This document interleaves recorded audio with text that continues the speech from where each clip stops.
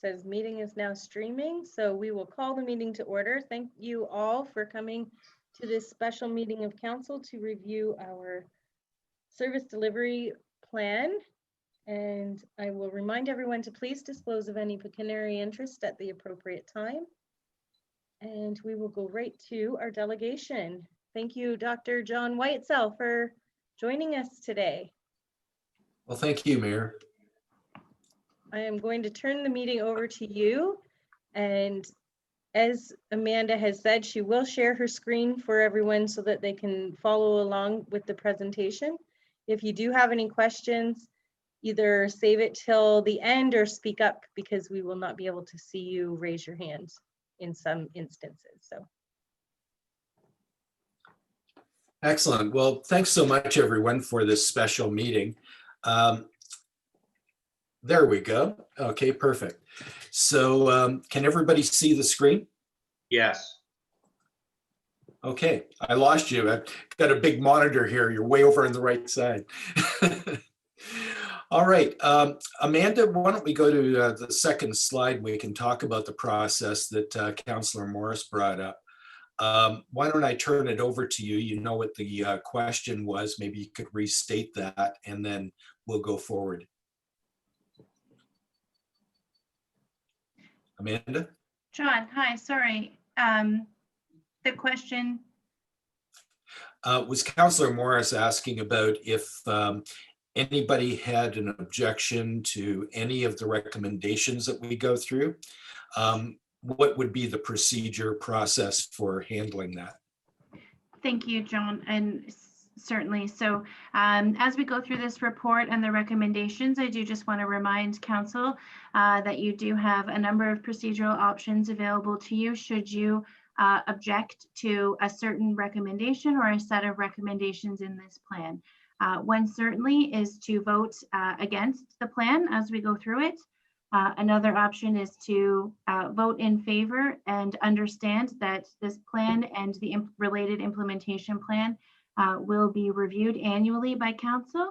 And you'd have a few avenues to approve it annually. One would be at the beginning of the year when I bring a report outlining the proposed priorities for the year.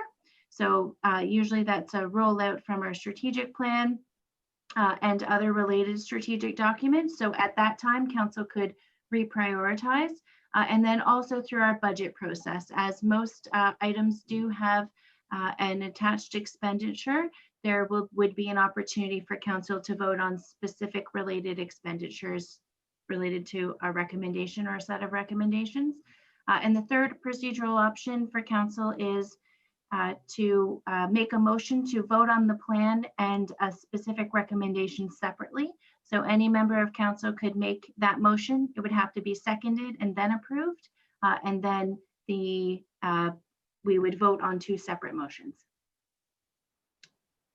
Before we move, Councillor Morris, does that answer the question you submitted to me about that? I think so, Amanda. If I get somewhere and it doesn't, we'll cross that bridge when we come to it. I guess I think you've answered it. Thank you. Thank you. All right, back to me, I guess. So with this report, we'll be walking through the purpose, the process, and of course, all of the recommendations. I would like to preface my report by saying that when we went through the process last year, we were careful to try to compare Warwick to other municipalities, specifically municipalities in Ontario, of course, as small as Atikokan in the Northwest and as large as London and Waterloo. So we do have good reference points. We've also been doing an SDR for Plimpton, Wyoming, which is slightly larger than you. So we had lots of comparisons. The process that we went through was interrupted, of course, by COVID-19. And so what happened is that there was a presentation, as you recall, last November of the initial report that we submitted. And then around March, when it appeared that everything was going to be locked down, and indeed it was, Amanda reached out and looked at this as an opportunity to refine the SDR report. And we met many times. We met about half a dozen times, about 4 of those with the full senior leadership team. And then Amanda and I think it was 2 or 3 times that we met separately, virtually.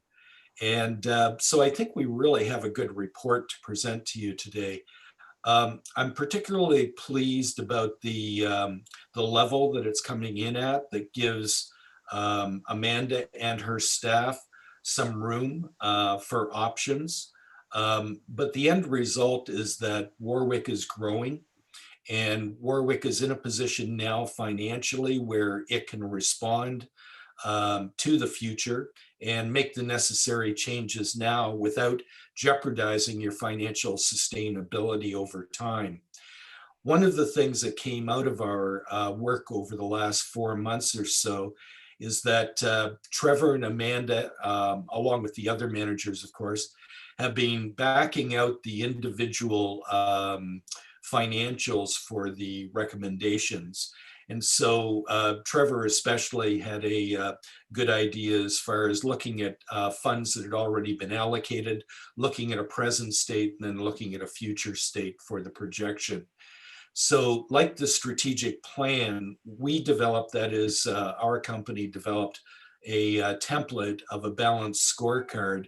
And that's what Amanda and her team are going to be using for the regular updates. So that's where we're going over the next little while. Any questions before I begin? Okay, lots of shaking heads. That's good. Next slide, please, Amanda. All right, as you know from the report that you saw last year, there were 10 questions that framed the service delivery review. The first one, do we really need to continue to be in this business or service? A rather obvious one. Oftentimes that has to do with a negotiation with a higher tier municipality and the transfer of services and so on. Number 2, what do citizens expect of the service and what outcomes does council want for the service? 3, how does current performance compare to expected performance? 4, do the activities logically lead to the expected outcomes? 5, how is demand for the service being managed? 6, what are the full costs and benefits of the service? In other words, value. 7, how can benefits and outputs of the service be increased? 8, how can the number and cost of inputs be decreased? 9, what are the alternative ways of delivering the service? And finally, 10, how can a service change best be managed, implemented, and communicated? Now, if you were going to take all of these, about 8 of the questions really have to do with effectiveness and efficiency. And that's how we approach the service delivery review. Basically, Amanda and the whole staff have been doing a really good job managing outcomes, managing expectations in the community, and managing the service and cost balance. The recommendations largely that we came up with were continuous improvement style of recommendations. There are a few exceptions to that, a couple of major changes, such as our recommendation for a new build, but that was really the exception. So without further ado, let's move on to the next slide. So the process itself, we did a very robust document review using our standard process of collecting documents from various stakeholders, internally and externally. Those were kept in a shared Dropbox. Stakeholder council and staff interviews, we conducted over 37 interviews. We did not count duplicates. That is, we went back and checked with about 9 or 10 people to clarify and confirm information that we gathered. We conducted regular senior leadership team updates and consulted with the team. As a matter of fact, the first balanced scorecard came out of one of those consultations. We conducted a complete facilities tour, and we took photos of virtually everything that we saw. We had a council update, and then we submitted the final report in November of 2019. And this is the final report update of the living document, August 2020. Any questions about the process? All right, I was just reaching for my mouse. Next slide, please. Great. There are 13 focus areas for the recommendations and 58 recommendations in total. Administration and finance, we had 4. Performance management system and succession. These are the focus areas in black. 4 recommendations. SLT professional development, 5 recommendations. Warwick cemeteries, 6. Staffing and organizational structure, 4. Economic development, 3. Procurement, policy and practices, 2. Next slide. Facilities, 8 recommendations. Water, drains, sewers, and GIS, 5. Public Works, 6 recommendations. Parks and Rec, 3 recommendations. Library, Old Fire Hall and Museum, 4 recommendations. And the Recreation Complex, 4 recommendations. So we're going to walk through each one of these. There's a slide for each one, 2 slides for facilities, and that will be your opportunity to, we can ask questions as we go through. It might be better because 58 recommendations is a lot. So going back and forth may be a little difficult. So why don't we handle questions as we go through each of the focus areas? Is that agreeable? Yes, I can see all of council and Amanda as well as you, John, so that would be fine. Okay, excellent. Next slide, please, Amanda. Administration and finance. Conduct a review of the Township of Warwick technology infrastructure. 2, conduct annual organizational 360 survey. Implement project management system and training, number 3. And 4, conduct a comprehensive market study for comparative compensation analysis and close the gaps. This study needs to be completed as a priority and in preparation for upcoming union negotiations. So number 1 and 2 are pretty standard in other municipalities. As you know, technology changes almost on a daily basis. And so having a regular update as far as where you stand with technology. Back to number 1, please. Thanks. And so having a regular update of technology infrastructure is good practice, mainly because of the cost associated with it, and also the training cost that's directly associated with it. I think this COVID-19 crisis has taught us a lot about the depth of our capabilities. And I think that you can continue to build on that. Number 2, the organizational survey is once again very standard. I just put out a blog, as a matter of fact, if you want to go to our website and check that out. But it's about the future of community engagement. And we've developed some tools in conjunction with a group called Civic Plan that is directly addressing the fact that democracy isn't being well served today with our archaic methods of outreach into the community, and that technology can actually help us get a whole better representation of what people are thinking and how they would like to see their particular municipality go forward. Conducting an organizational survey is part of that. It isn't all of that. I just wanted to bring your attention to the fact that the crisis has demonstrated that there are some cracks in the system and that there are ways of being much more inclusive, especially when affordability of broadband is in play, or even access to broadband is in play. So things to consider. The number 3, implement project management system and training. Once again, this is pretty standard. The thing about projects and going forward is that Amanda is trying to develop and has developed a really good team, but the cross communication across the various departments isn't as solid as it could be. A project management system would solve that problem. And four, of course, we've talked about before, the comparative compensation analysis. So those are the four attached to administration and finance. Any questions? Wayne? Yeah, John, the comparative market study, the last time you showed us this, there were some communities in your numbers that I didn't know anything about. Is it possible, I done some research, and Adelaide Metcalf is fairly close to our population. They have an agriculture base plus some residential. Could you throw them into the mix? Sure, we could. We're not actually assigned that particular project at this point. So we'd be happy to do that if we are. But that's a great idea, is comparing apples and apples. So yeah, for sure. Thank you. Any other questions? Amanda, did we already approve that study? Thanks, Mayor Rumbouts. And we approved, yes, awarding it to a consultant.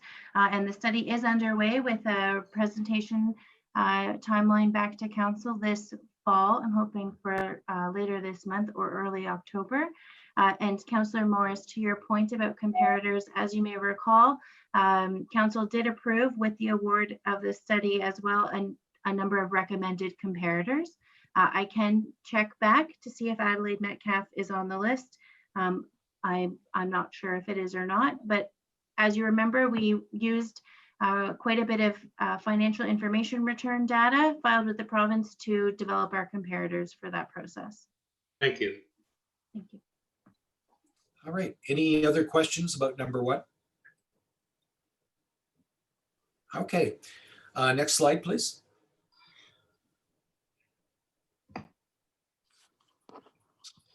Number two, performance management system and succession.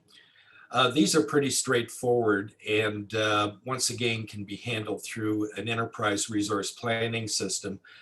The current system that you have is modular and is considered to be an ERP. So in the first iteration of our report, we were being very specific about software that we thought Warwick would really benefit by. But on further discussion with the management team, a lot of them felt that they could expand the current system, and it's something that they're familiar with, and so the training component would be a lot less. Number one, transfer and expand the current performance management system to the enterprise resource planning system software. Two, include succession plan in each staff member's file that includes eligibility criteria and related opportunities for advancement, career and/or responsibility. Three, the performance management system will also include a record of training, professional development, certifications, licenses, etc. And finally, four, designate backup for each position with the appropriate mentoring, training, and protocol for communicating the change to stakeholders. So these are fairly straightforward HR elements that can in fact go into an expanded system. The thing about how succession is handled right now, everybody pretty much knows the information, but it isn't documented as well as it could be. And of course, we are talking about people's careers, and I think that's going to be more and more important going forward as Warwick continues to grow. Any questions? All right, next slide. The number three, please, Amanda. Thank you. Senior leadership team professional development. When I was working, and I have worked extensively, as you know, with the senior leadership team, this is a team that's really coming together nicely. And the addition of Teresa has been outstanding. Her participation in our last round of conversation about this update, she really knows her stuff. And I think with more team building, I think with looking at leadership development in a more sustainable and formal way, I think the team can really grow. Number one, develop a leadership program syllabus for the SLT and emerging leaders on staff. So these are your up and comers, the folks who you want to be on your bench and be able to pull in at any point in time. 2, source a consultant, consulting firm, or college university to finalize the syllabus and a team-based approach. 3, schedule 4 days per year for team-based professional development. That's a standard. 4, source specific individual 1 to 2 day courses for areas of interest for the members of the SLT. And finally, 5, consider executive one-on-one coaching for SLT members to reinforce the professional development based upon the strengths of the individual leaders. A pilot starting with a CAO is recommended. So Amanda can be the person to figure out whether or not this is a good thing. Any questions? All right, number 4, please.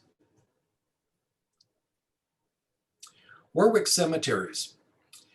Number 1, review and update cemetery policy, programs, service offering, and operations. 2, develop a specific plan for the potential expansion of the columbarium and the appropriate landscaping of the surrounding area. Got lots of room there, it's great. 3, restore the structural integrity of the Watford Cemetery Maintenance Building based upon the recent facilities assessment and the engineering study scheduled for this year. 4, create a workflow process with scheduling, activities checklist, resource deployment, and work order integration to standardize maintenance across all cemeteries owned by the township. 5, review cemetery outsourcing contracts for cost and quality of service relative to the standards in the previous recommendation 4. 6, review the policy regarding dog walking privileges in cemeteries. Number 6, I'll bring up first. This is something that's emerging in all municipalities. The reason being is the Canadian Veterinary Society just put out some data that says 35% of Canadian households own dogs. And the dogs are going somewhere. Oftentimes they're into the baseball fields or into, areas where people don't necessarily pick up, as much as they should. And they go to some of the cemeteries. And so just looking at your policy and then posting what the policy is, whether you're for or against it, that's up to you, of course, but people need to know that whether it's welcome or not. Any questions at all about the cemeteries? All right, just for your background information, when we talk about workflow process, we are talking about flow charts. So you can have policy and process descriptions, but we are recommending wherever possible that you have a one-page workflow process that outlines explicitly what the activities are associated with that particular task or that focus area. All right, next slide, please. Staffing and organizational structure. Recruit and select a director, emergency services and fire services, CEMC in 2020. It's recommended that the council update the current establishing bylaw to reflect the appointment of one fire chief. 2, recruit and select a full-time economic development and communications specialist in 2020. 3, convert 2 administration contract positions into full-time. These include the deputy clerk and administrative assistant positions. The administrative assistant will be cross-trained to support the duties of the financial assistant. Promote a parks and recreations labor to lead hand to mirror the public works structure. So Amanda, if you would mind commenting on this and just an update, most of this is really underway. Sure, John, I'd be happy to. So item 1 has not yet been completed. As council knows, we've had some preliminary conversations in 2020 prior to COVID regarding this recommendation, but it still is outstanding. Item 2 also remains outstanding primarily due to COVID-19 challenges, but the job description and everything is ready to undertake this work. And Trevor and I are in the process of evaluating timelines to undertake that recruitment. And item 3 and 4 have both been completed. Excellent. Thanks, Amanda. Any questions at all? All right, John? next slide. Yes, John? please. This is up to staff, I guess, too. Number 1 and number 2 state 2020. Would it be reasonable to put that 2021 because of COVID has just messed up 9 months to get, it would look better that we're on schedule rather than behind. Yes, I think that's a great idea, Councillor. I think that Amanda, you can probably update the balanced scorecard in that respect, because that's really the functional document. I absolutely can. Yep. Okay. Any other questions? All right, next slide, please. Economic development. 1, define the identity, brand, and design standards in conjunction with the introduction of the specific economic development focus as represented by the new staff member. And to your point, Councillor Morris, that would be a 2021 type of activity. 2, create a communication strategy to include community and all stakeholder voices and ideas into the Township of Warwick identity and branding conversation. Once again, as much outreach as you can possibly do to make it a community kind of initiative. 3, issue a request for expression of interest for design firms to provide insights and design ideas to frame the future of Warwick based upon the strategic plan and community input. This is fairly straightforward. Any questions?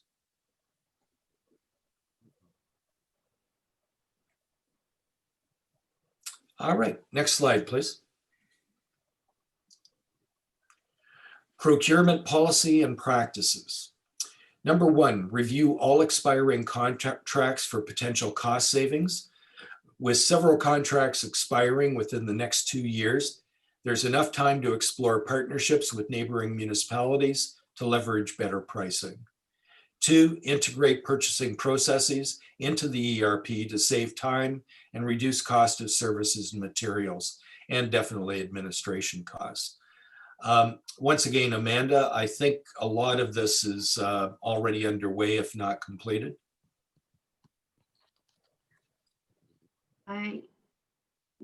Yes, John. So we do review our contracts on an ongoing basis to look for opportunities for savings and efficiency, and purchasing processes are in our existing software, but if we move to a new one, we would look at streamlining that process further.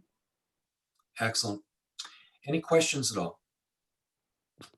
All right, next slide, please. Facilities. And there are 2 slides with this one. Negotiate a land purchase from Waste Management on Confederation Line that will be the future location of a new public works building. Number 2, appoint a project manager and conduct a thorough needs cost analysis with input from managers and staff. Commission drawings for the new facility based on the analysis. 3, prepare to sell the Warwick Public Works property by obtaining an appraisal. 4, obtain estimates to demolish the Watford Garage and restore the property to a natural state consistent with environmental regulations. 5, conduct a needs and cost study for an expansion of the arena storage on the north side of the building. The study could be done prior to the time of the community hall build to accommodate the supplies and equipment storage needs of Parks and Recreation. Next slide.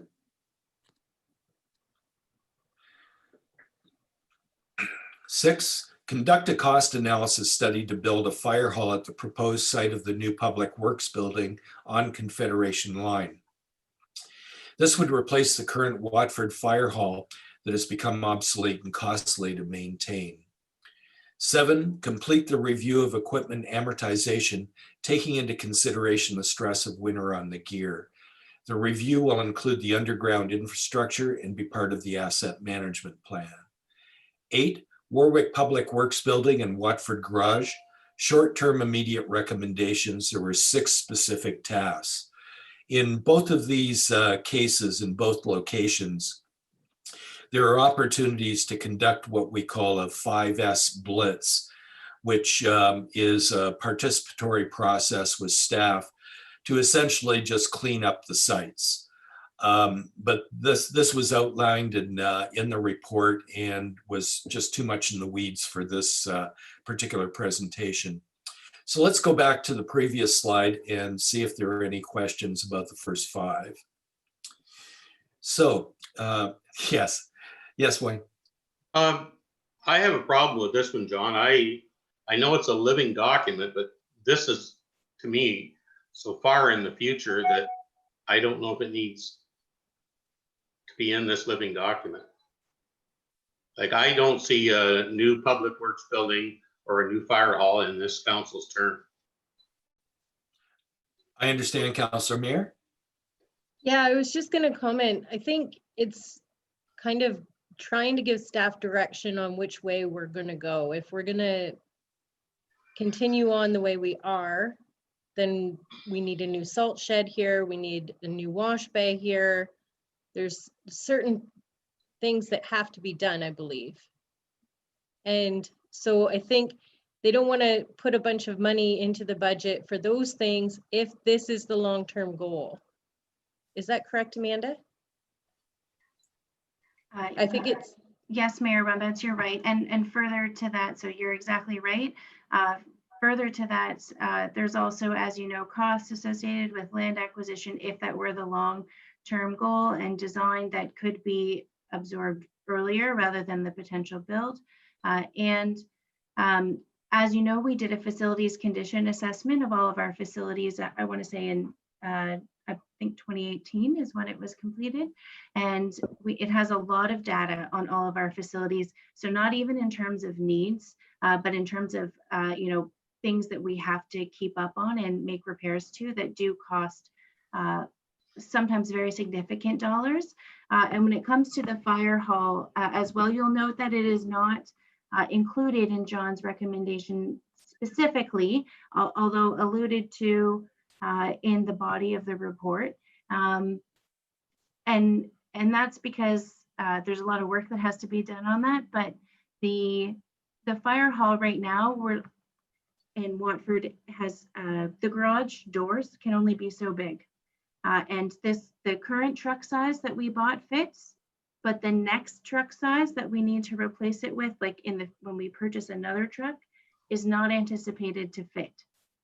So there becomes, some additional problems with the age of that building, with the structural improvements that are needed, but also just about suitability of the building for the purpose.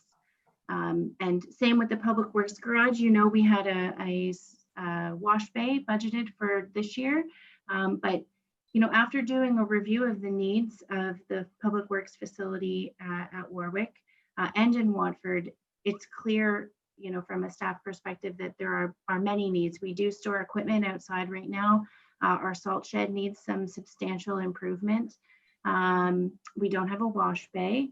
The Watford location is very small in terms of size and the capacity that it's been required to store, so much that we have a storage unit right now that we pay for monthly to store off equipment that we don't need each winter or summer season. So you're right, Mayor Rumbets, I went on a long explanation, but you're right. The intent behind the study was to provide clarity to staff for the long-term vision. And if there isn't clarity that this is the vision, then that's also important, because then we can start to determine, okay, well, how are we going to lay out as we move forward with these enhancements to our public works garage in Warwick? And it gives us kind of that reinforcement of the long-term vision. The other thing that's come to fruition also, as we know, our township office and the front portion of our Warwick garage will be moving to Watford in the relatively near future. And although certainly we could make use of the front office space, it's not required for our operations. So it would be surplus space. I think that answers your question, Jackie, more than maybe needed. No, that's good. Yeah. I Yes, agree Councillor. with you, Wayne, that it's not going to happen probably right away. It's just, is this the goal, or is the goal to continue kind of where we're at and do these improvements as we go? So I think that's what council needs to decide. This living document, what is the lifespan of it, John? Like, is it a 5-year living document or a 20-year living document? I would suggest that it's a 3 to 5 year living document. That's with the assumption of regular annual updates to it. Amanda, is that a fair statement? Thank you, John. That's the way we have the implementation plan set out right now. As we do with our strategic plan, you know, we have a shorter window so that we can continue annually to bring priorities forward and move forward on our plans. But Councillor Morris, to your question, you know, council could always approve the plan, the direction generally in the plan, and then annually as we bring forward related expenditures and or priorities, setting exercises like priorities for the year, we could determine at that point to carry forward the priority. And I have seen that in our previous iteration of our strategic plan as well. So things may have been delayed for many reasons, just in terms of priorities, and not completed during the life of that strategic plan. But they've carried forward now, and we're still working on them. It's just that the timing, for whatever reason, wasn't appropriate. Councillor Weskin? I think this is a budget issue, really. We have to decide before we spend any money on the existing building. I don't see where we're gaining a whole lot by buying new land and moving the whole thing, where we could fix up what we have, put a wash bay, put a new salt shed that we need anyway.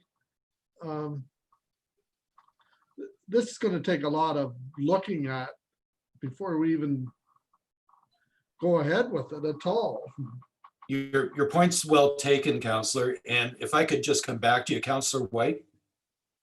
I kind of look at it as gaining efficiencies over time, though. You're going to bring a lot of things together that can utilize one building and gain a lot of efficiencies, reduce some duplication between fire and public works and other areas, and actually utilize our assets better, like over time. And I don't see the older infrastructure supporting what we need to do in the future.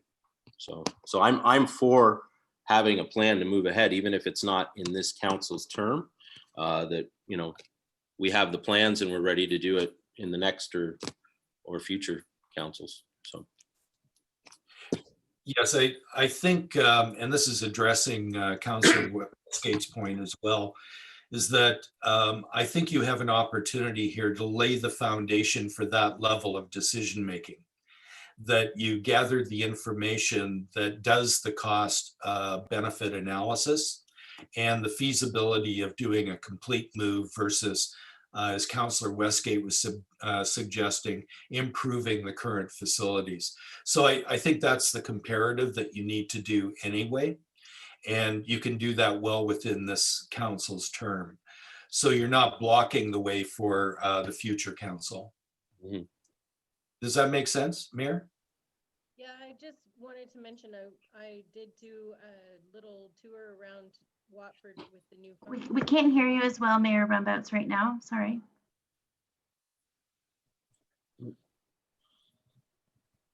Not at all.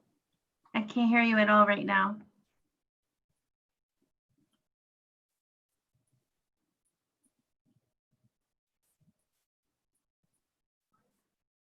Is your computer muted? Because you're not muted on Zoom.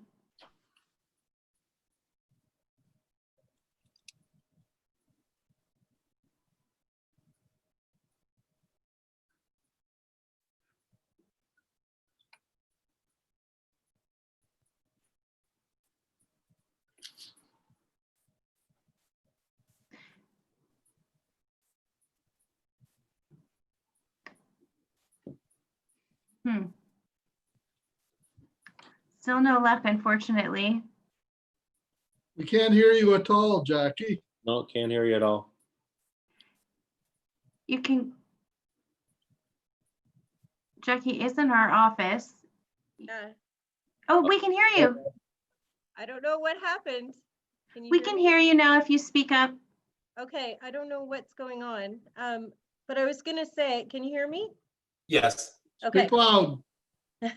Um, when Rick, our fire chief, brought me around town with the new truck, we were pulling into the existing fire building, and I asked him, I said, is this going to be okay, this building going into the future? And he does not believe it will be. Mhm. Like he said, it would take a whole overhaul just because of the size and the dimensions of those doors. Mhm. So that's a huge consideration. Mhm.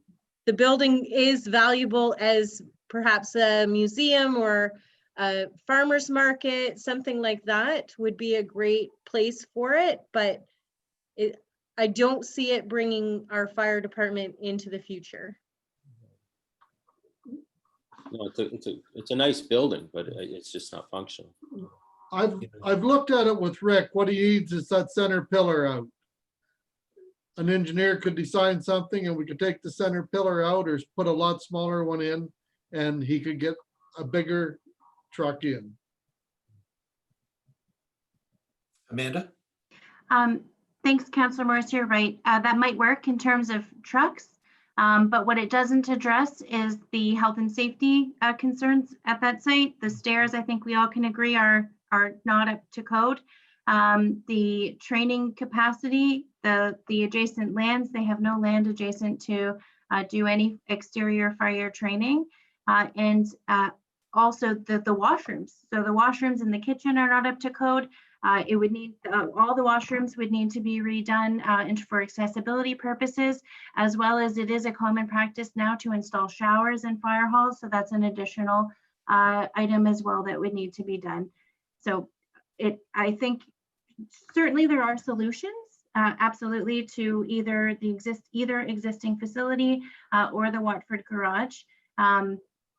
But there are many challenges with the existing facilities, and taken all together with their related expenses that come with all of, addressing all of those challenges. It's thought by our staff team anyway that that it would be more efficient to build a new combined facility that addresses all the needs. And it might be, I do know that Trevor may have some data, may not be the appropriate time there, but on the costs in the facilities condition assessment and the costs that you're looking at over the next few years to keep our existing buildings functioning in a way that's better than their current ability. Yes, Counselor? Morris? I agree with Todd and Amanda to a point there. My point is just, I don't think it's in the 3 to 5 year picture. I think this should be on the next living document. I can't see financially this happening for at least, with a new hall to pay for at least 6, 7 years, even considered.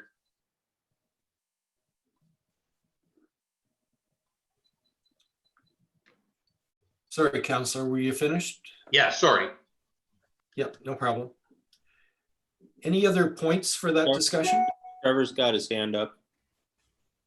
Your quick number is 1.2 million over the next 5 years to maintain the integrity of that building. Another consideration that hasn't been brought out, if you have any development that requires a fire truck that has a ladder on it, that building is obsolete. Thanks, Trevor. And in addition, if I may make one final comment. Councillor Morris, to your point about timelines, it's a well taken point and one that council will need to consider absolutely in their budget cycles. I do want to flag though that, we have deferred a number of existing budgeted improvements in order for this discussion to occur. One being a $400,000 expense for a wash bay addition at our existing Warwick garage. And I will just reinforce that we do have equipment that's stored outside. And we do have shortages right now. So while I absolutely agree, we're taking on a lot coming in the next few years with our township office and community hall.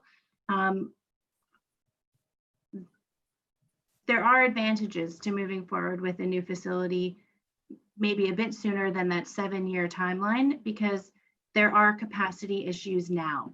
So they're not coming, they already exist for both Parks and Recreation and Public Works. And they're ongoing, something that our staff are dealing with on a regular basis. And even if the timeline is a 7-year timeline, let's say, at a future council iteration, then I think moving forward and then in the shorter term, we'll need to talk about some interim improvements, because I think there are some efficiencies that need to be addressed sooner than that timeline. That's it. Okay, any other questions? All right, can we go to the next slide, please, Amanda, and we'll just tie that down. So I think, yes, I think we've addressed most of this. Trevor, I think the you and Andrew have the amortization schedule pretty much finished, haven't you? Yes. Yes. Okay. He's on mute, but yes. Sorry. That's okay. All right. Any other questions? Okay, next slide, please. Water, drains, sewers, and GIS. 1, open a project management file and assign a lead to determine the number of clients who would be eligible for a remote water meter reading system. Obtain a quote from Blue Water Power to outsource the reading of rural water meters. Complete a water and sewer needs study in 2020 to determine capacity parameters and level of need for expansion. 4, formally download documented and anecdotal information from former employees regarding drain sites, condition, etc. And 5, evaluate the cost, value, and features of the OCWA contract that's expiring at the end of this year, with the intent of fully utilizing the partnership arrangement. Any questions about that? Trevor, do you have an update on the, actually Andrew or Trevor, on the water reading? Points 1 and 2, we came with a report to council before COVID. We did our counts and did the cost comparison, and it's cheaper for us at this time to maintain that work internally. All right. Any questions? I believe 3 were already started. We've approved that, have we not? Yes, so item 3, we've approved sanitary and water sewer needs and condition assessment study that have just kicked off. So only in the last month or so, I think they've been approved. And item 5, related to Ontario Clean Water Agency. So council has seen a report on that and approved moving forward with a negotiating method with our existing contractor, and Andrew's working on that process with something planned to come back to council this fall. Item 4 has not begun yet. All right, next slide, Amanda. Public Works. Improve internal communication protocol regarding the rationale for external engineering assessments and include staff input in these processes. 2, recruit and select 1 additional part-time seasonal on-call laborer for winter duties between November and April. 3, review and update equipment amortization, taking into consideration stress of winter on the gear. We already covered that, actually. 4, review and reconcile the agreement regarding the overnight parking of private sector trucks on cement pads on Works property. There's also a pad, I believe, on the arena property. 5, commission updated drawings for Public Works building that would include a new, larger salt and sand shed, wash bay, and storage bay. Staff input is important during this process as well. And then there were some specific tasks associated with the cleanup of the present property, Public Works property. Mayor? Yeah, I'm just wondering, as far as the salt shed and the wash bay and maybe some additional storage, like, could we start with that and then expand in a property along Confederation line, so that it's not like you're biting off everything all at once, but you are getting the things that are needed when they're needed? Does that make sense? Yes, Amanda? So, well, we'd certainly have to explore that. My initial reaction would be, well, good for budget at this outset, probably might not be good in the long term for budget, because you could design everything at once and build it all more efficiently and probably at a lower cost, but also operationally. So aside from the financial perspective, so having a wash bay, say, just located outside of Watford, when all of our equipment is stored at the Warwick garage, I think would actually contribute to inefficiencies. But Right. okay. Yeah. Councillor Westgate? It's a decision one way or the other. Either we add on a few bays to our existing garage and replace it, put the new wash shed on and the new salt shed, or we sell that all and build a new one. Now, to sell it might not be easiest, but the salt and the stuff that's been there for years, probably going to have to do an environmental assessment and spend quite a bit of money just to sell it. And then, are we any better being 2 miles down the road?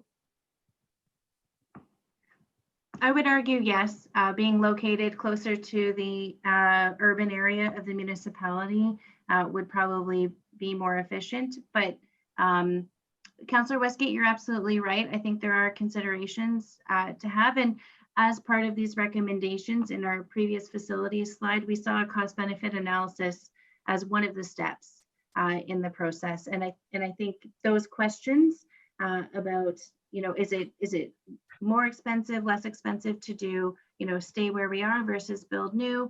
What are the costs if we decide to sell? Like you said, there may be environmental assessment costs and or related expenditures. So I think that if that portion of the study is approved, it would give us kind of direction to start exploring those things to report back to council. As always, council has the authority to change their mind once they receive more information. So if we provide a cost benefit analysis and you then wish to pursue an alternate option, that's always an option of council. Yes, Mayor. Is there room on this site here to do the expansion that's needed for all the storage and for the salt shed and the wash bay? Is there room physically on this site? Have you looked at the back where all the junk is? Yeah, no, I'm just asking. I don't know. That's why I'm asking. If you move all the junk and put the gravel pile back, we have lots of room there. The salt shed could go over where the transport trucks are parked if you had to. Surely, but sorry. But what that doesn't consider is the Watford Fire Station, as we've talked about, or the issues with the Watford garage that is shared between both of our locations. Now, regardless of whether the Warwick location is expanded and improved, as you just outlined, Councillor Westgate, there will be improvements and expenses needed at the Watford location because some equipment has to be stored in Watford, just based on use. It doesn't make sense to store, for example, a sidewalk plow at Warwick when it's used only in Watford.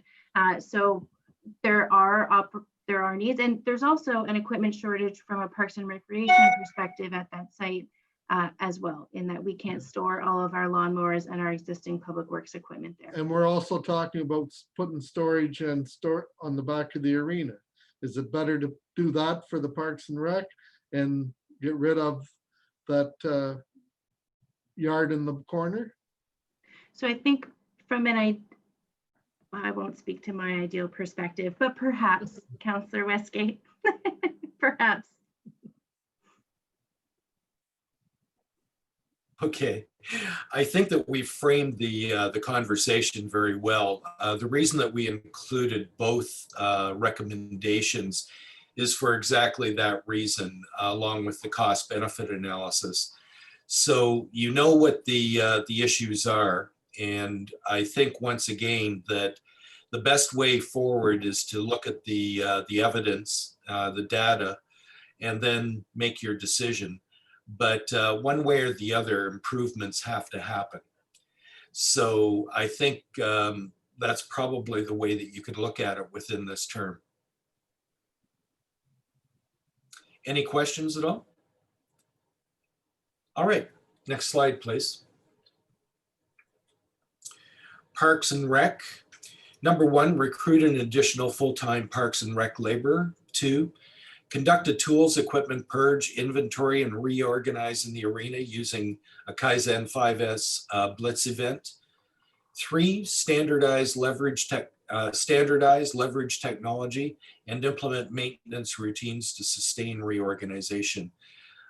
We've talked extensively about this in our SLT meetings. And I think that Andrew and Teresa are already on the 5S Blitz events. So any questions at all? All right, next slide, please. Okay, Carnegie Library, Old Fire Hall and Museum. Engage in engineering assessment and recommendations for the library to comply with current environmental standards and functionality. 2, apply for grants related specifically to libraries and culture to conduct renovations that will bring the library building up to current standards.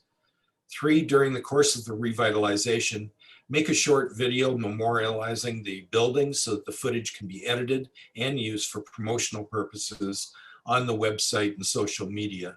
That'll be an economic development task. 4, conduct a cost benefit study to restore the old fire hall and museum into a modern attraction and to inventory and curate the contents of the facility before further deterioration occurs. This is all, once again, part of the vision as far as what Warwick is going to be. And I think the fact that you have some remnants from the past that are still salvageable, I think is really great. But once again, that's your call as far as how you want the township to look in the future. But I do think that there could be an attraction. And to your previous conversation, if the Watford Fire Hall should become available, there would be an expansion there as well for a farmer's market, or maybe even for a larger museum. So there are ways that you can utilize what you have as well as build new. Any questions? Yes, Mayor. In regards to the library, what improvements need to be done at this point? I know we just did a lot of renovations to it to put in an elevator and improve the bathroom system. So what needs to be done? Yes, it's more along the lines of the full engineering assessment. And Trevor, was that conducted?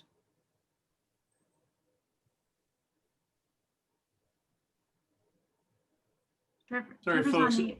Yeah, go ahead. Building off the facility condition assessment, which was done by CBRE, 4 engineers, we're looking at that building. I'm trying to find it right now. Exterior window renewal, 5 years on that building. $200,000, 195.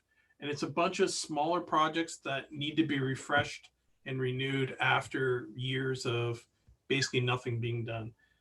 window renewal, lighting renewal, the domestic water and gas distribution studies to see whether or not they have to be renewed.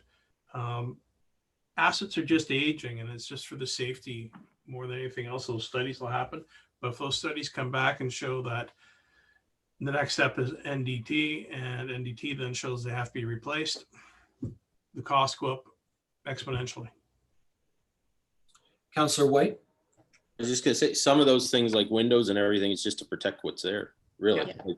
Yeah. Yeah, so not allow it to deteriorate anymore. Amanda? So there also is another structural analysis being completed at this time, and we haven't seen the final report yet, but there are indications that there's some foundation work that needs to be done, and we don't have a set of costs yet for that. So that study will augment our existing condition assessment study, and we'll be able to provide a more fulsome picture of the state of that building and anticipated repairs. Great. Councillor White? I do agree with John on the uniqueness of all those buildings, and I feel strongly that we should maintain and use them in some capacity and utilize them, like maybe even different functions, but yeah. I Mayor? agree. I agree with Todd. Those three buildings are really unique and historical buildings that we want to upkeep that history there, because it's such an important part of who Warwick Township is. So yeah, we need to definitely maintain those and make sure that they last into the future. Okay. Any other points or questions? All right, next slide, please. The recreation complex. Number one, close the bike park and pump track immediately and repurpose the park footprint into attractions that expand on current usage of the recreational complex, or build some new attractions with a focus on youth residents. 2, cancel the maintenance contract for the park. 3, issue an RFEOI or a similar public document to determine the best ideas for the utilization of this recreational space. And 4, a simple one, reorient the tennis court to a north-south configuration. Any questions? All right, next slide.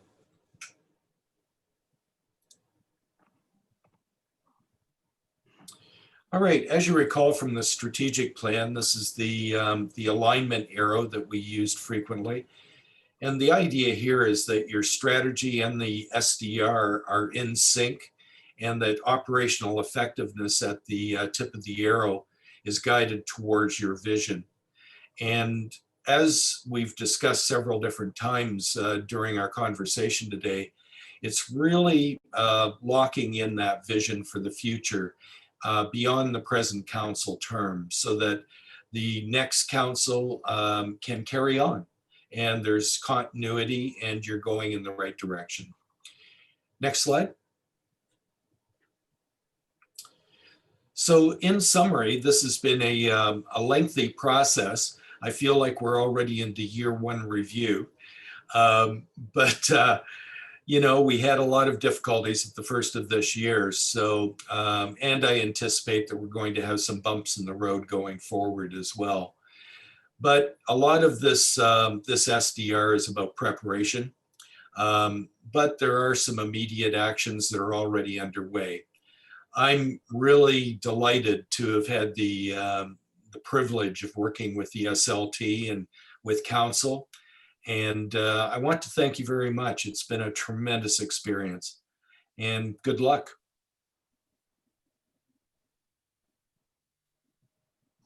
Thank you, John.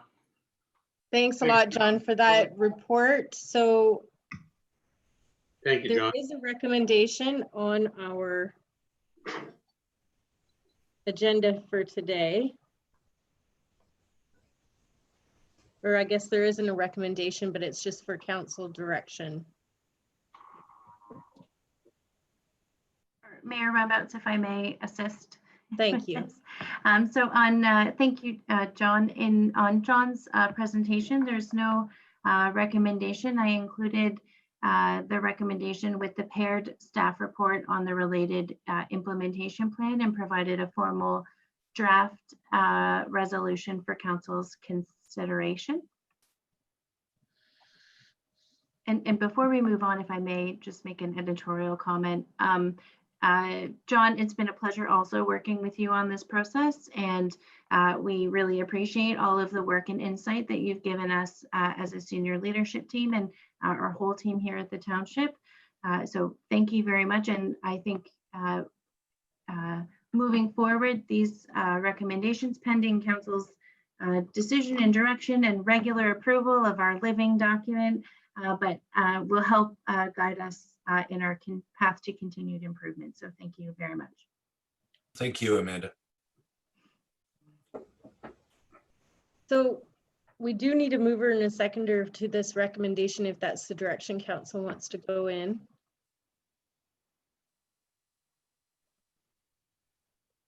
Councillor White, I'll move. thank you.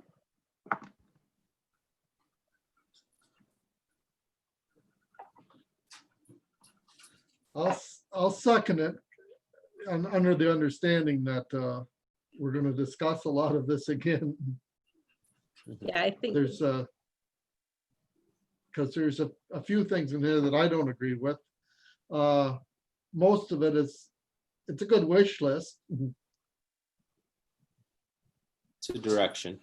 It's a direction. I agree with you, Jerry, that we're gonna have to review pieces as they come up, for sure. We've spent a pile of money in the last while. If we're going to go ahead with the recreation building Mhm. Mhm. and with what else we've done, it's, John, a quick question. If, Yeah. like this document, I think was till 2013, I think, the lifespan of it. 23, sorry. 23. Yeah. If something wasn't accomplished, like where the whole fire hall, the new township building or whatever, does it kind of roll over into a new one, into a new living document? I don't want to see it dead, but I don't think it's realistic in this, but I understand why it's there. Yes, I think when I look at other SDRs that we've done over the years, and back to back especially, there is continuity. It's a matter of collecting and memorializing the information that you have at that point in time, and it continues to be a reference for updates from then. So this won't be lost. It's a matter of playing it forward, really. Okay, thank you. the way I look at it is it's an arrow that gives us direction. It gives our staff direction. And if the next term of council decides to change the direction a bit, at least it's still got an arrow. It's got some kind of a sense of where we were headed and what direction we want to go in. That's what staff's working towards over the next 2 years. And then with the next term of council, there'll be another kind of reevaluation of it. And that council can determine where they want to go. in that context, that's fine. The arrow is pointing us in the right direction. As long as the arrow doesn't get shot and we've gone, Yeah. I know what you're saying.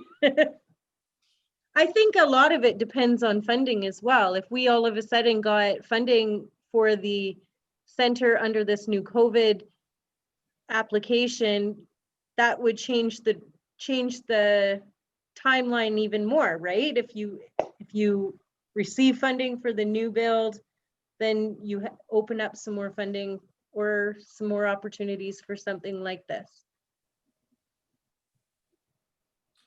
And I think that's a really good point, is that you know what's on the radar screen. And as funding becomes available, if you do get some surprises, you can accelerate the process. Or if you don't get the funding, then you can slow down the process at the same time, right? But And we look do at your have to make sure we're taking care of the equipment that we have in the meantime. And I think that's the concern without the wash bay. it's nice to have a new recreation complex and a new township building and a new fire hall and a new shed. Like, But if we haven't got a road that you can drive down, Yeah, where have we gone wrong? But I will say our roads are looking amazing this year. It's been a good year for roads. It I'd has like to- been. I'd still like to see us move ahead and finish paving like our, at least brickyard, like get our lines paved. Well, Or go ahead tar and get chip. some tar and chip done, yeah.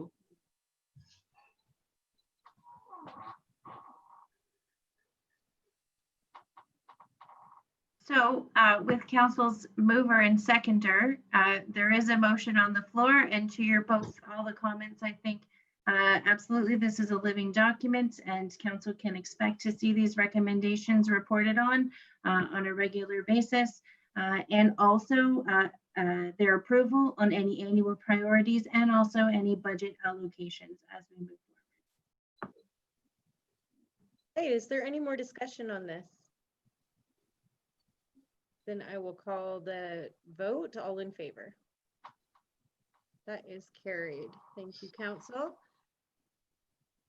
Again, John, it's been wonderful to see you again. Do we need John for the rest of the meeting, Amanda? No, thank you. Critical to the beginning of our meeting, but our last order of business is actually on a separate topic. So no, but thank you, John, very much once again. Thank you. Thank you. Appreciate it. Thank you so much, John. Be well. You too. So we do have, there's a direction on format for public meetings and hearings. Do you want to speak to that, Amanda? Sure. Thank you, Mayor Rumbouts. As outlined in the report, I think staff is looking for some direction on formats moving forward for legislated public meetings and or hearings through our Committee of Adjustment as a quasi-judicial board. I think the report outlines the current scenario, but we do have a number of pending applications. And I think from my perspective, as you know, we have an in-person meeting coming up on September 14th.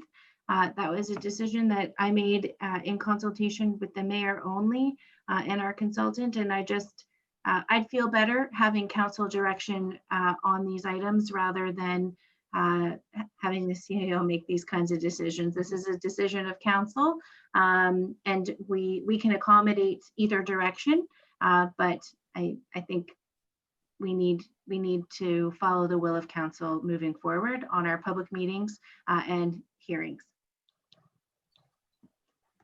Okay, do we have any comments from council? Jerry? I think some of this, we have to get moving ahead. We have to have public meetings on. The Committee of Adjustment Committee is working fine the way it is, as long as we don't have too many people. As long as they report and tell us that they're going to be there before the meeting. Some of them, if they get too large, I don't know how we could do it. I worry a little bit about the public meetings.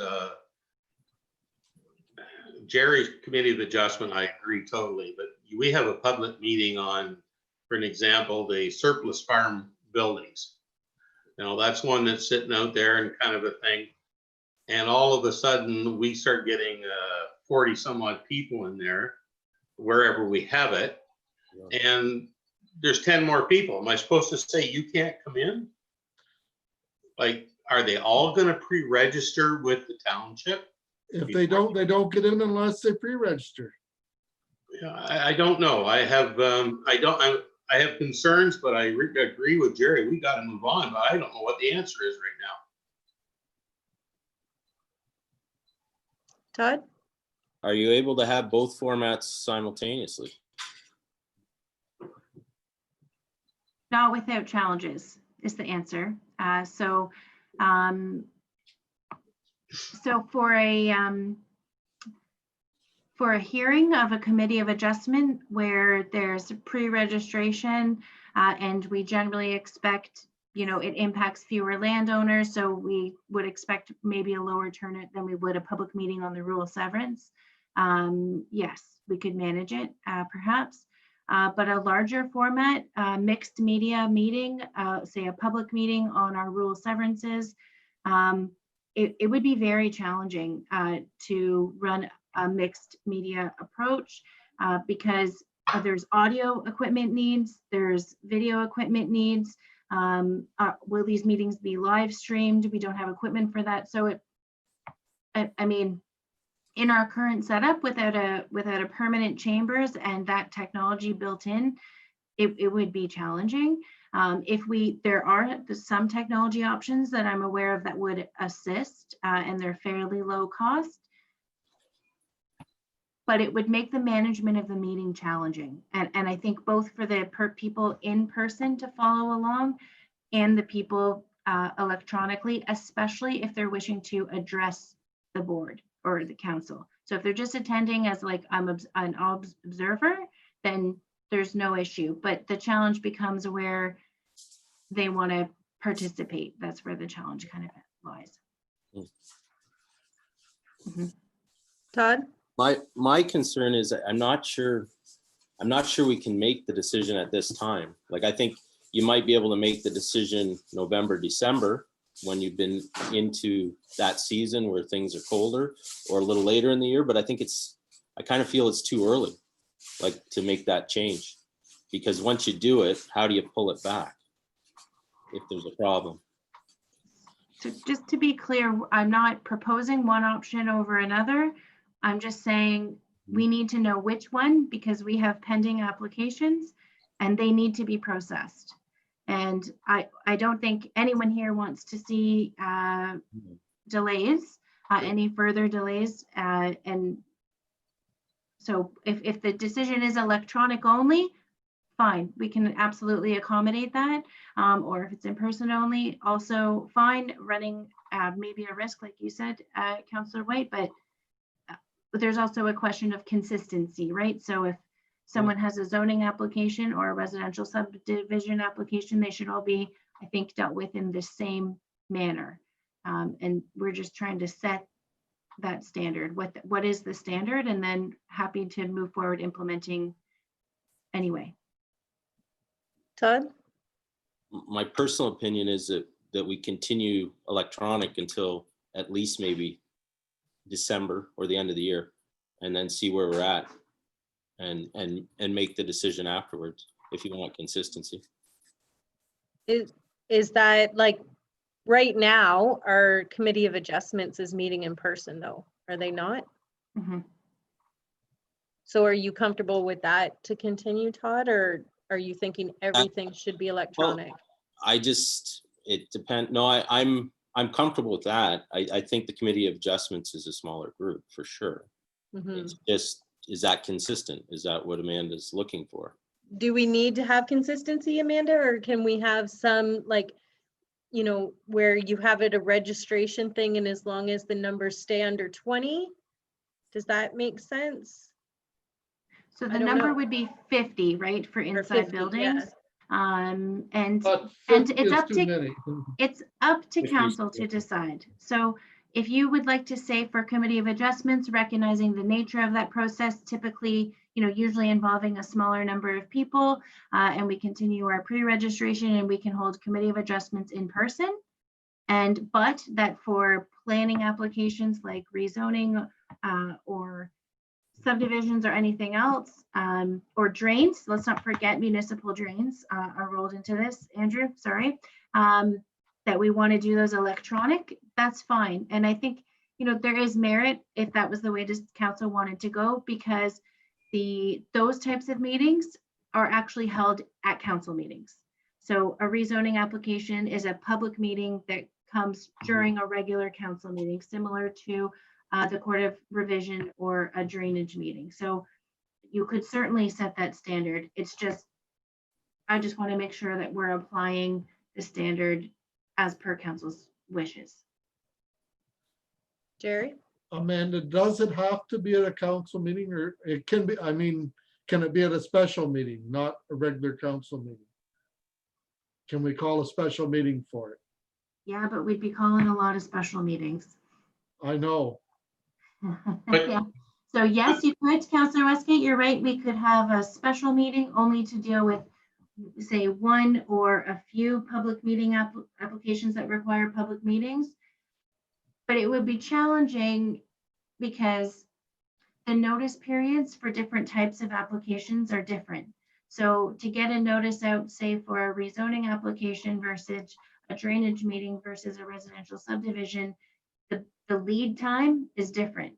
So if you're waiting for a residential subdivision application to give notice today, then you're going to wait longer for the meeting than you would if it was a drainage meeting, for example.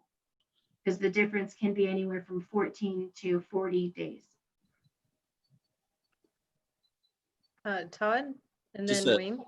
Just a question, like if we did, I'm just thinking if we did the electronic format, and say, I think part of the concern is, do people have access to the technology to be a part of it?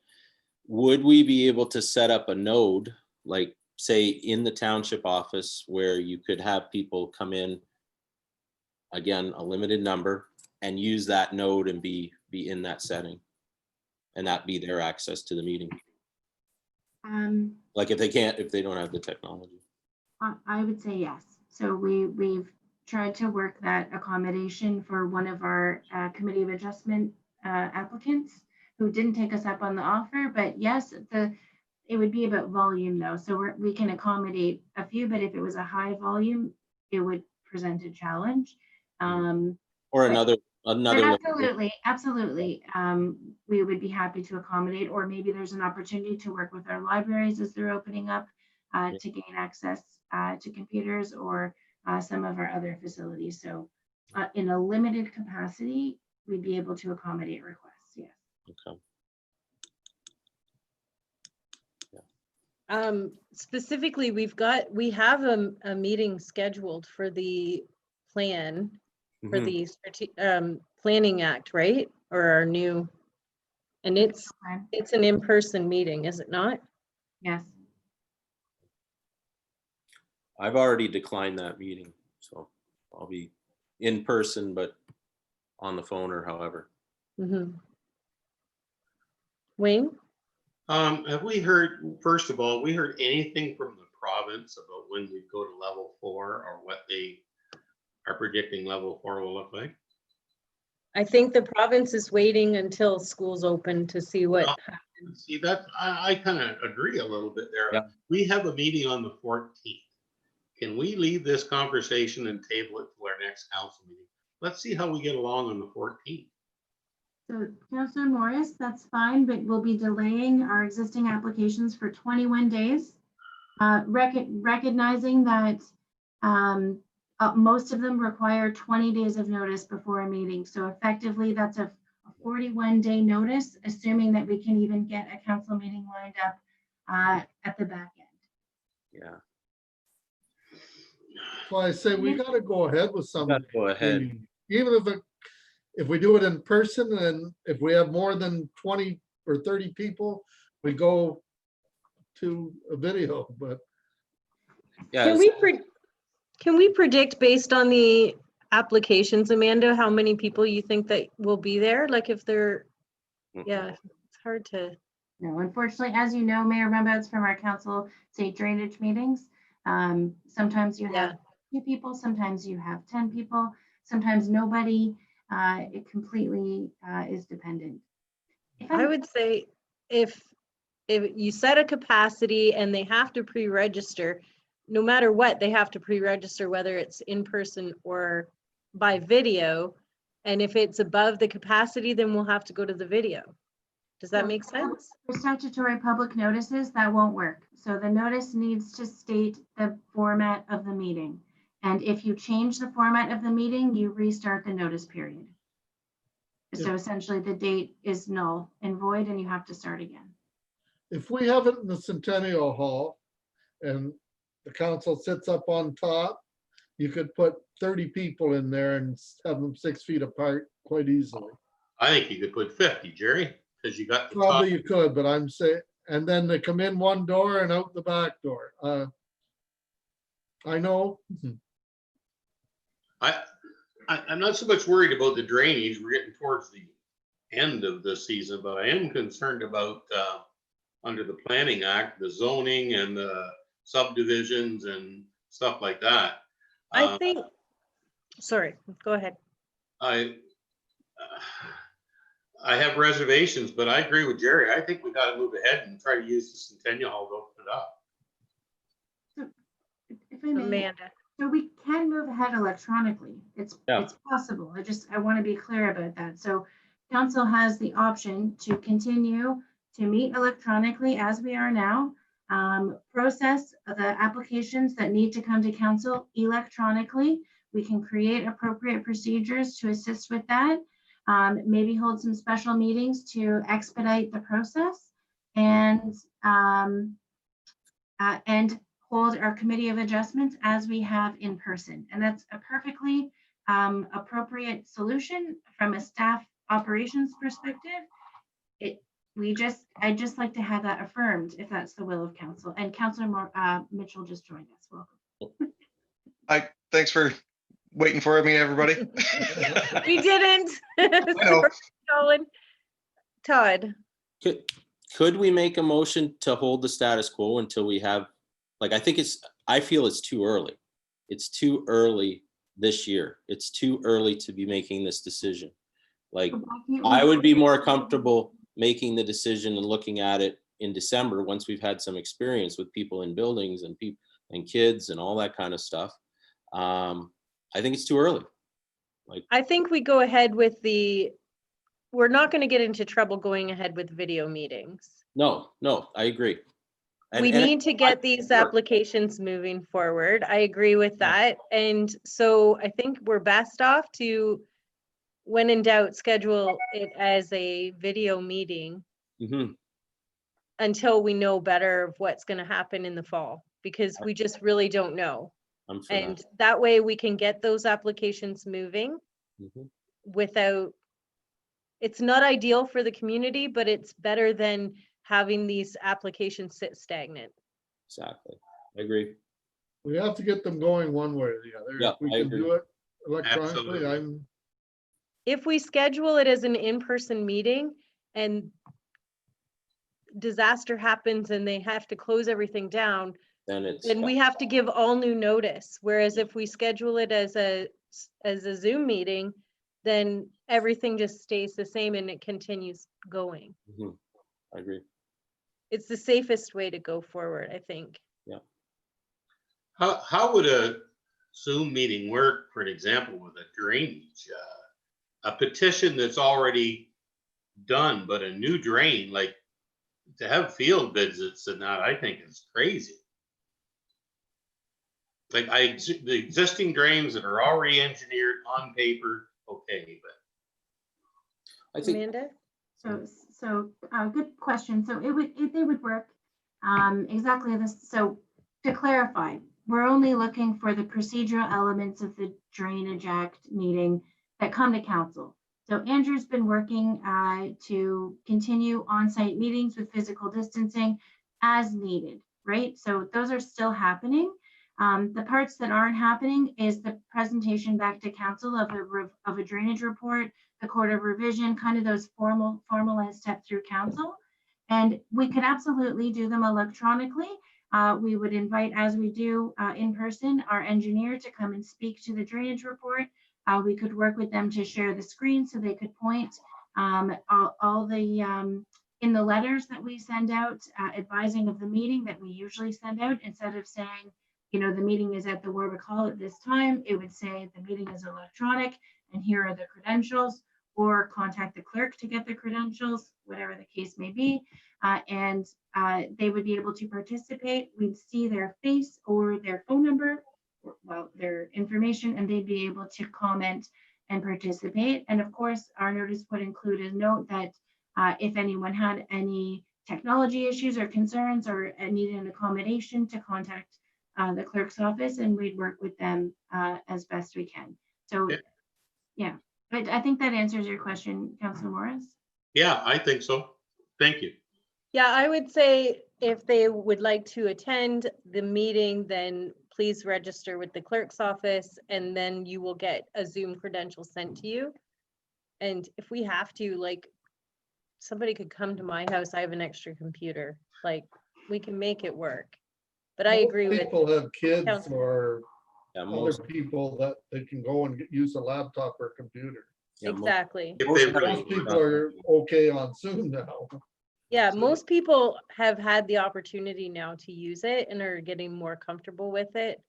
And I agree with Todd, like, we just don't know what's gonna happen in the next 2 months. yeah. And think we don't I want think everything they to be electronic- slammed down again. We've already got a good process going. Mhm. I think stick with So- what works for now and hopefully in the new year, we'll be able to reevaluate it again. So do we go with option 2 or option 3? Option, I gotta look at it. What was Do written? we do all the meetings electronically or leave the committee of adjustment alone? Leave I the would committee say- adjustment alone. Okay, Yeah. I'm comfortable with that. I Yeah. make a And we mo- But have everything to do else- this when. Yeah. We I have make a to do motion this we first accept- planning meeting for the official plan as stated and in the advertisements, Mhm. which is an in-person meeting. We're gonna see how that goes. I think we need to put a cap on that meeting Mhm. and do the registration and we'll see. What is council comfortable with as far as a cap is concerned? I'm thinking like 30 plus So- staff and, So it's a little too late, Mayor Rumbounds, for that. So we've advertised it as a public meeting. We did not require pre-registration when we sent out the advertisement. So people okay. who attend will be asked a questionnaire at the door. There will be a procedure and there will be a cap on the building. But we can't require pre-registration when all of our advertisements did not require it. Okay, thank And I you. apologize if that was No, an that's error okay. to No, it's council. fine. I apologize. If it's a nice night, we could do it out in the ball field. Like that worked really well for Elmha. It was great. Everybody brought up a lawn chair and everybody social distanced. It was fantastic. Very safe, I thought. Wayne? I'd like to make a motion that we go with option 3, hold public meetings scheduled during council meetings electronically and committee of adjustment hearings in person, not including the meeting on the 14th of September. I'll second. Second. Okay. Any other questions or comments? All right, all in favor? Mm. That's carried. And we have bylaws. So we don't have our signing sheets anymore since we're not together. If you want to Um, read them and then we'll just say move by and, I'm happy to do that. So the first motion reads that bylaw numbers 47 and 48 of 2020 be read a first and second time. that is moved by Counselor White, seconded by Counselor Mitchell. All in Thank you. favor? That's carried. Thank you. And our second motion is that bylaw numbers 47 and 48 of 2020 be read a third time and finally passed. Moved by Counselor Morris, seconded by Counselor Westgate. All in favor? Can I ask who checked the site plan? For us, your group? The Spree? engineer, Councillor Westgate, do you mean? Please check. What's that? Do you mean the engineer? Who all checked it? I guess I'm asking. Who all checked it? So our site plan review process involves a review of our development advisory committee, which includes myself, our public works manager, our treasurer, our chief building official, a traffic technologist from the County of Lambton who consults with the general manager of public works at the County of Lambton, or of infrastructure and development, I think his title is, as well as our engineer Spreets did review the plan, and our planner also. It's hard to look at a drawing like that on the computer. Yeah, so Councillor Westgate, as our site plan process dictates, this drawing went through a number of iterations. between our Development Advisory Committee engineer and the proponent a number of times, requiring amendments, more servicing information, traffic impact statements. Actually, a traffic impact statement I don't think was required in this case, but a number of studies. So it's gone through the normal site plan review process, which I think is quite comprehensive, not perfect, but comprehensive. Does that answer your question? Yes, I guess I would like to look at one before, like this, before it goes through. Sometime just have a copy of it. That's all they- We're okay. Okay. You're welcome to come in to the office probably, can't he, to see it, Amanda? Not before the vote, because we do want to get it started. No, this is fine, Okay, but okay. no, it's a little too late to look at it now. We don't want to hold it up. All right. I think it was timely. We've been waiting on that site plan for some time, and Great. so it was good to be able to get it in time for this meeting, just to keep the project moving. Okay, any other questions or comments? All those in favor? That is carried. And we do need a motion to adjourn. Moved by Councillor Mitchell, seconded by Councillor White, all in favor. That's carried. All right, Teresa, Thank you. Would we like to say goodbye to our viewers and end our live streaming, Mayor? yes, we are adjourning, so joining we us. will end our live stream to our many fans.